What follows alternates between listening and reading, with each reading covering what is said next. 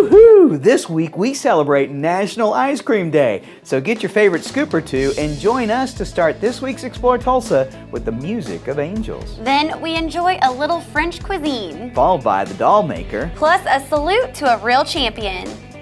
Hi, I'm Stevie Fernandez. And I'm Trish Whitmer. We're happy to see you with us this week for another Explore Tulsa. Now, Stevie, have you ever thought about playing the harp? And when I was a kid, probably my first experience with the harp had to be watching the Marx Brothers movies and loving Harpo Marx. Of course, I also love the way he would honk his horn, all the time and then make pranks that he would play on other people. Well, in Tulsa, the harp comes alive in the hands of Lorelei Barton.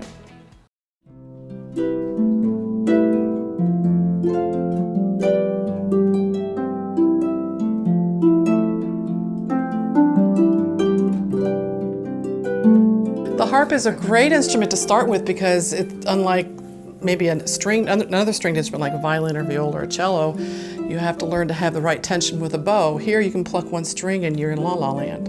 It's only like the piano in respect the fact that the strings are tuned diatonically like the white keys of the piano. And diatonically means the type of scale that we use.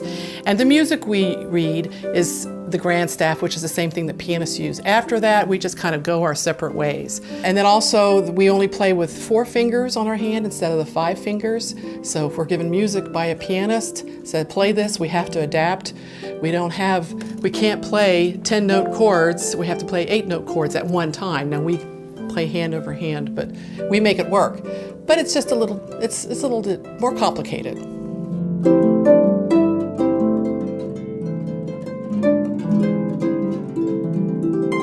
Well, music started for me when I was 5. When I was given piano lessons, my mother got tired of me just pounding on the piano, so she said, let's give her some lessons. And then my teacher also taught guitar, so I took guitar lessons from her.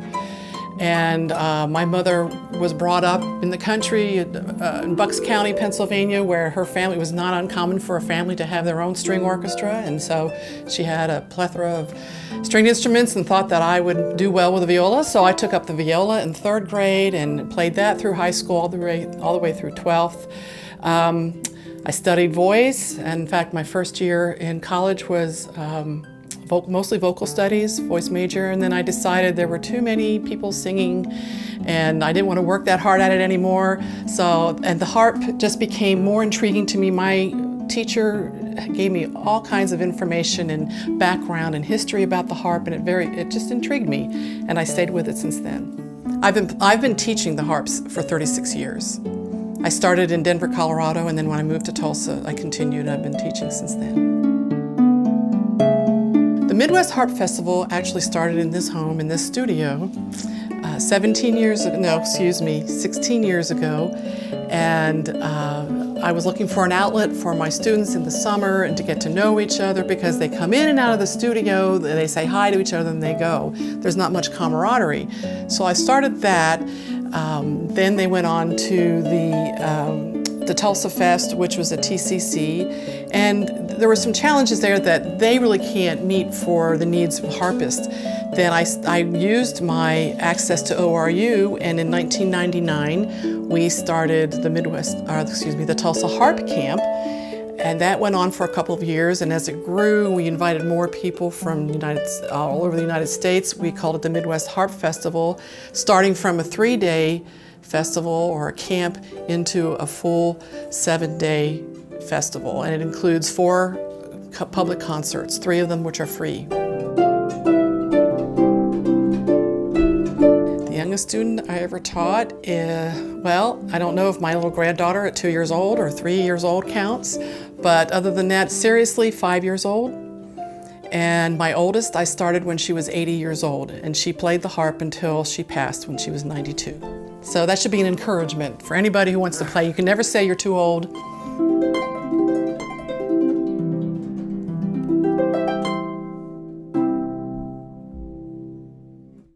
Oh, she plays that harp so beautifully. And it's an amazing instrument too, but all those strings would just confuse me. To learn more about the Midwest Harp Festival and its shows going on this week at the University of Tulsa, Visit MidwestHarpFestival.org. You know where there'd be a lot of harpists. No, where? In France, the same place you'd find wonderful pastries and fabulous foods. The closest we can get to France is on Cherry Street at La Madeleine Country French Cafe. That's our next stop when Explore Tulsa continues. Hey, it's Stevie from Explore Tulsa with my friend and optometrist for many years, Dr. Robert Zeller. Tell everybody why it's so good to come in to see you. Well, that's a great question. Let's see, we've got two great locations. We try to stay cutting edge at every point along the way because let's face it, everybody wants to come in and get taken care of in a timely fashion and get the latest, greatest stuff and save some money and get on with their life. And see clearly. And if you don't believe it, look on the website. Absolutely, drzeller.com. You can find that we have our two locations at 69th and Memorial and 3030 South Harvard, or you can give us a call at 749-2020 or 461-2020. And I got 4 kids, and I got to tell you, as a big family like that, it's affordable too. Oh yes, and of course, the number one reason, you save some money. I mean, with our 2-pair specials, with our different unique packages that we put together, I mean, you can come in here and your money can go a lot farther than anywhere else. And that's why with Dr. Robert Zeller and Associates, seeing is believing. Oh, I like that, Stevie. Well done. Send me some love. Look at us. We woke up one morning with every song that ever mattered to anyone. So now what? Music's meant to be heard, out loud, where your life happens, where you dance, where you love, and where you live. When everyone has every song ever written, what matters most is how you listen. Come hear for yourself at Video Revolution. Hello, welcome back to Explore Tulsa. We hope you found time to celebrate Bastille Day last week. Stevie, why do you have your hand in your shirts? Well, I don't know if Louis XVI did this, but I do know Napoleon did. And Napoleon didn't come into power until 15 years after Bastille Day. Yeah, but I'm pretty sure he put his hand over here to cover up the stains from the crepes and strawberry Napoleons that he ate every day. In honor of Bastille Day, General Manager Michael McMahon set up a treat for us at Tulsa La Madeleine. Many of our guests that come through here often tell me, hey, it's just like France, you know? And, the fireplace, the wood, work, all that. And just the feeling, folks here, they'll come here for lunch and you'll see them sit around for 2 hours, just having conversation and enjoying the food. The history of La Madeleine's, we started about just over 30 years ago in Dallas. This is the first location here in Oklahoma. This location's been here for about 4 years. We started franchising about 2 years ago, and I've been there with La Madeleine's for about 10 years, and then I kind of jumped ship and kind of worked with these guys for the franchise, Mitra Group. And they bought this one in the 4 in San Antonio, and we're going to open up more in Tulsa and Oklahoma City, Norman. I have a culinary background, went to Le Cordon Bleu myself, and I did a lot of chef work, working in hotels and that kind of stuff. Just the customer service and the food and everything, there's everything to love about La Madeleine's. When you come in, get a bonjour and a happy, warm feeling, and warm smile, and it's just a great feeling, great feeling to be on the other side of that as the manager.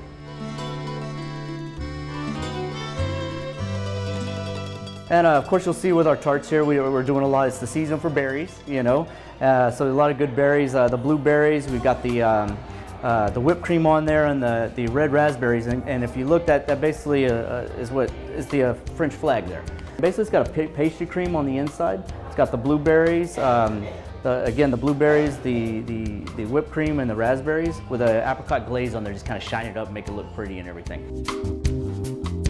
And that's what the finished product looks like, and it's really good. And usually every year around Bastille Day, come on in, say Liberté, and we usually give one of those away for free, let you try them. The Bastille Day is, and that's what we're celebrating with our Liberté tart. Every year we celebrate that. It's basically kind of like the French's 4th of July. It was the storming of the Bastille prison, really is what it was, and it's what basically started the separation of the people from the monarchy that was going on in France at the time. And was basically started everything they stormed the Bastille of France and freed a lot of those political prisoners, and that's what kind of kicked off of them their own freedom.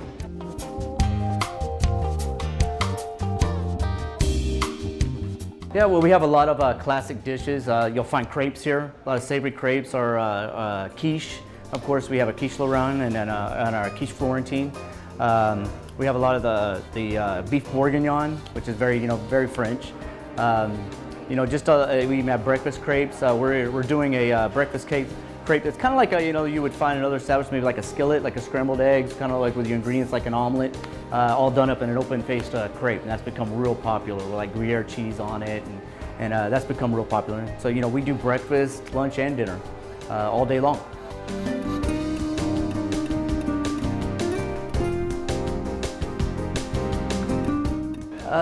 Like I said, when you come into La Madeleine's, just expect the friendliness from our associates, to the other guests that are here as well. Just that cafe, like I said, that cafe feeling, that warmness, and of course you'll leave with a hearty feel after your meal too as well. Well, I tell you, the French, they really know how to slow down. And they really look at food as we've kind of, I think, gotten away from that family element in America a lot. And we do a lot of fast food and all that. And then here, it's kind of like we were able to incorporate the timeliness in that by doing everything through the line cafe style, but still be able to get that great, wholesome meal that you would expect coming from a French cafe. Oh my gosh, Trish. Everything that they laid out on the table was absolutely delicious. I tried to text you to come out and join us. Maybe you misdialed. Yeah, that's it. Yeah, I'm sure that's it. To see their menu for yourself, visit lamadeleine.com or visit the location on Cherry Street and look for a new spot at Tulsa Hills coming soon. The French are also pretty famous for their work with marionettes. That's right, Stevie. And coming up, we'll meet some women who are bringing the art of creating marionettes and doll making to a whole new level when we come back with more Explore Tulsa.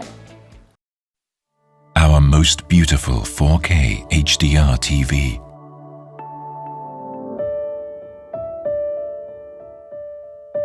Easily manage your cables for even a clean rear look.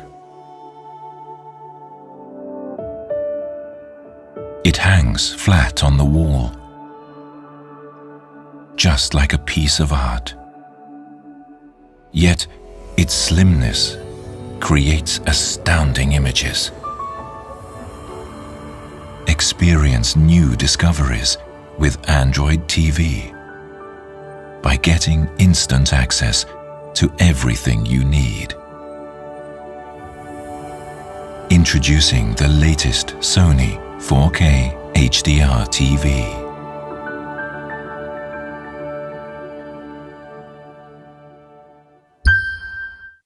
Hello, I'm John Erling with Voices of Oklahoma. Our great state has been home to countless individuals whose place in history has been earned through each of their many accomplishments. Voices of Oklahoma's mission is to preserve their story in an oral history presentation like none other.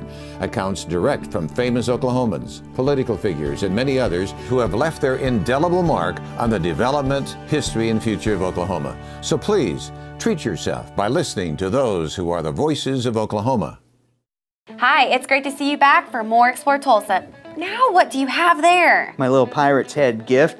It makes any beverage that I partake in become a swashbuckling pirate. As interesting as that may be, our next guests don't just stop at the head when it comes to making dolls. And there's even a few that can put on a real show, too. I usually have a picture in my head, a cartoon. And there's usually a story involved.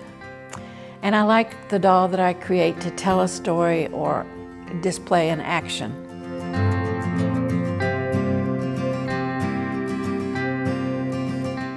The first teacher that I met that came to Tulsa was Eleanor Peace Bailey. And from her class that she offered in a quilt shop on Harvard, the club got started. So that was the first doll, but I've been playing with dolls since I was 8 years old and sewing for them, and I hadn't really made any dolls until that class.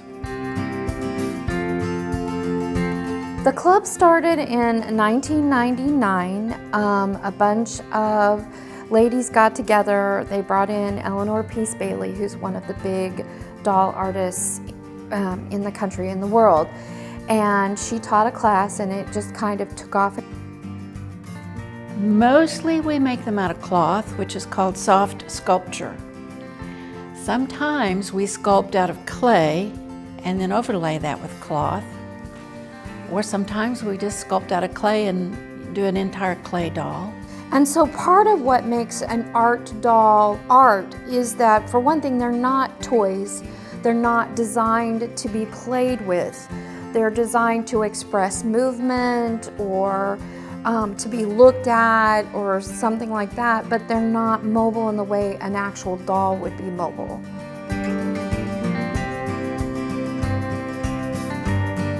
I have Marie Antoinette, and she has those little tiny micro chicks in her hairdo. I always thought with all that hair, there's got to be something living in it, so she's got these little chickens living in her hairdo. And then I have a witch whose spell was so violent that she blew a hole in her finger. And that happens sometimes. When we're making cloth hands, they're so tiny that when we go to stuff them, we blow out the fingertip. And so I just made her finger blow up. I have a lady of the evening. She's French. I have Cinderella with her only friend in the world is a big rat that she carries around. I love movement, and you can get that in a ball-jointed doll, but the marionettes I have been making longer than dolls. My favorite doll that I would never sell, and I do sell my dolls, her name is Ruth. I invented her. She's my design. I don't know what it is about Ruth. When you finish a face and you put the hair on, sometimes you go, I know this person. How did you get in here, you know? And I used to be an esthetician, and I gave facials. And Ruth was her name. And when I saw her, I thought, oh my gosh, this is Ruth. And I just really love her.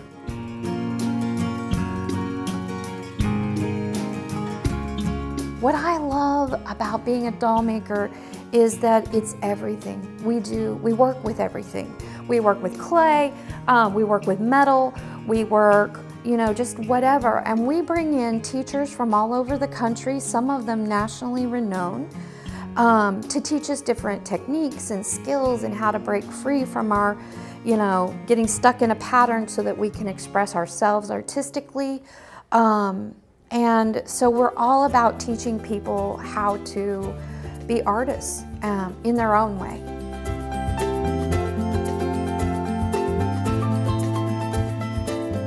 It's therapy.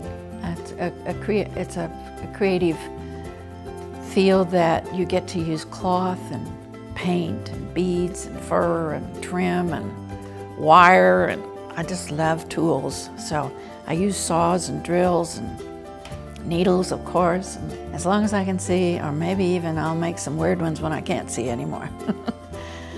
Macular degeneration plays a part in it, but I plan on making them till I can't function anymore. Most of those dolls were amazing works of art, but there were one or two of them nearly scared the poop out of me. To join Carlin and her fellow doll makers, look for them on the first Wednesday of each month at noon at the Hardesty Library. I think I'm gonna try to make a Trish doll. I don't put it past you to try to make a voodoo doll. That's a great idea. Please stay close, as next up, we salute one of Tulsa's finest leaders. Next on Explore Tulsa. For over 33 years, Video Revolution has been Tulsa's headquarters for all the best name brands of cutting-edge electronics. The experts at Video Revolution can put it all together for that ultimate home theater experience.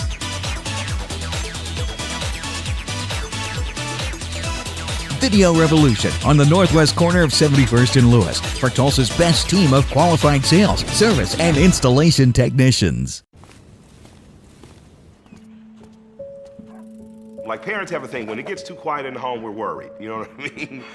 I don't like silence in the home because it just feels dead.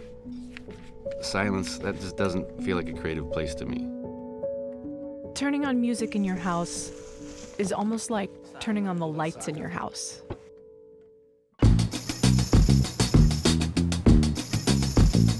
Music makes mundane stuff better.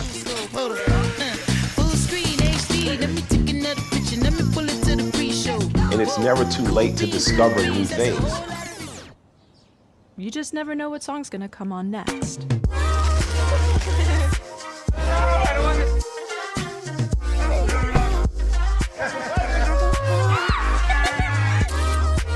Silence is probably the enemy of a happy home. Come hear for yourself at Video Revolution. Hi there, and thanks for continuing with us for more Explore Tulsa. Recently, Jenks head coach Alan Trimble announced that he's been diagnosed with ALS. Many know it as the Lou Gehrig's disease. And doing sports, you've visited with Coach Trimble several times, right, Stevie? Oh yeah, he's a great guy too, and all the coaches and players that have ever worked with him will say the same. Plus, he just has a way of motivating his teams to success year after year. No doubt, with 13 state championships and 15 district titles. And in 2013, he did what few coaches have ever done, finish with a perfect season. We decided to share this interview with you from that season because of what Coach teaches us about being a team while giving all the credit to the kids and his coaches. And to me, that's what really makes him a great guy. We don't talk really a lot about winning at all, and I know that might seem weird, but we don't really talk much about perfection. I've always kind of believed that very rarely are you going to be perfect, and I think sometimes chasing perfection can lead to a lot of frustration in things, while if you dangle that carrot of trying to just get better each and every day and continual improvement, I think that works a little better. I'm Alan Trimble, head coach at Jenks High School. Finished my 17th season. You know, if I was doing this job because of a trophy or because of a winning record, I probably would have been done a while back. There's a lot of ways to define success. If you can reach your full potential with whatever group of kids you have, you know, it varies greatly. A lot of times more with the attitude than it does with the ability of the people you have. To me, if you can get good leadership and you can get good unity, a lot of times you'll be hard to beat. If you throw in a little bit of talent with that every now and then, you can be really hard to beat. We had a group of seniors that really wanted to finish. I mean, they wanted to win the championship, and they had made up their mind they were going to be champions. And I think that probably, I don't know that it mattered as much what plays we called. I think the kids were just determined. With an unknown quarterback, we didn't know who he was going to be. A new receiving core, 3 or 4 new offensive linemen. We knew we would be veteran on defense and felt like we would be competitive, but we really didn't know our offensive identity. I did something a little out of the ordinary because my philosophy has always been you really want to try to gel your team and play your best when you hit district play. But we had a very mature group we talked about of these seniors, so we actually made some goals throughout the summer with our training and different things, and we talked a little bit about Trinity. We never do that in the off season. We don't focus really on that, but we decided we had the mature kids that we could do it. So we made some different training goals, and a lot of our workouts were based on getting ready to go to Texas and play, and that was a big win. That was a tough game, good opponent, and Trinity went deep in their playoffs this year too, so a really good team. We didn't have a lot of ups and downs. I mean, we played pretty well. Probably our biggest challenge, Broken Arrow was a good football team and gave us a tough time. And then Owasso in the first round came over and just played out of their mind. That was probably one of the most exciting games I've ever been in. Owasso played well enough to win the game. Our defense bent a lot that night, but didn't break. We made countless plays defensively, and then, offensively we really struggled. We had open receivers that night. We had great opportunities to score down the field, and we didn't make any. So consequently, it was a very tight, down-to-the-wire ball game, and again, our defense at the end made a couple of plays and held them, and we won. Playoff time around here, I mean, we have worked a year to get ready for that, so there's no need to panic. There's no need to go in and change what you're doing. Just refocus and, again, focus on your excellence, do your job, and by the way, if you don't win, we're checking in gear on Saturdays, usually all you have to say. Well, I had a great feeling about it. I knew that Union would have to play very, very well and go out and beat us. I knew that we weren't going to beat ourselves, and if we could, as play callers and coaches, if we could keep our kid in position to win. Union has 2 Division I receivers, a Division I running back, and a great defense. So you got to go out and do it. As I told our coaches, we weren't going to leave anything in our tool bag. We were going to use everything we had, and if Union beat us, they were going to be really tired and sore. That's just how we looked at it. If they were going to get it, they were going to have to earn it.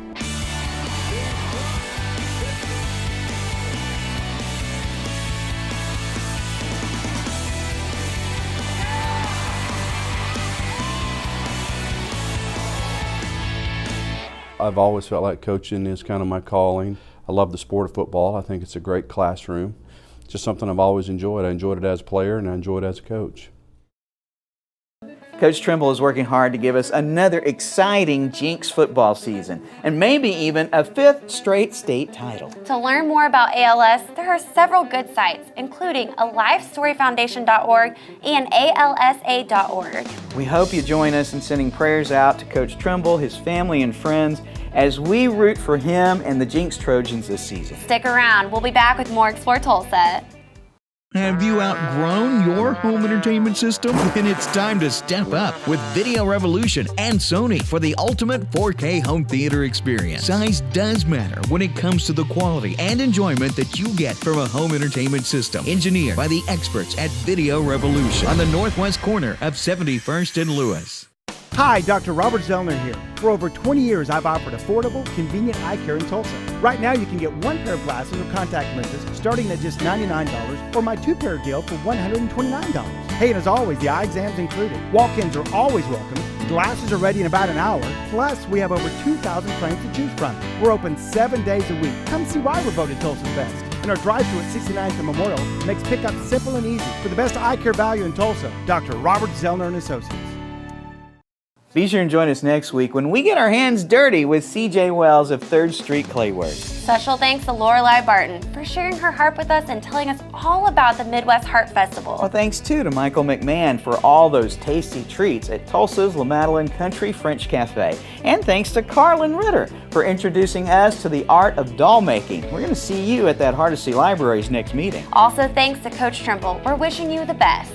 Remember, if you miss any of the show, you can always catch us at exploretulsa.com. As always, each week we feature the people, places, and attractions that make us proud to call Tulsa our home. And hey, don't forget to like us on Facebook. Share with us someone you think Tulsa should know more about. Plus, remember, Explore Tulsa brought to you by Video Revolution, located on the northwest corner of 71st and Lewis. Stop by, say hello to Ron and all the guys for all of your home entertainment needs. And Explore Tulsa is also proudly brought to you by Dr. Robert Zeller and Associates. Home of the $99 deal, get 1 pair of stylish glasses and an eye exam for just $99. Plus, he has 2 locations, 3030 South Harvard and 69th and Memorial. Well, that's all the time we have for you on this week's show, but we'll see you next week right here on Explore Tulsa.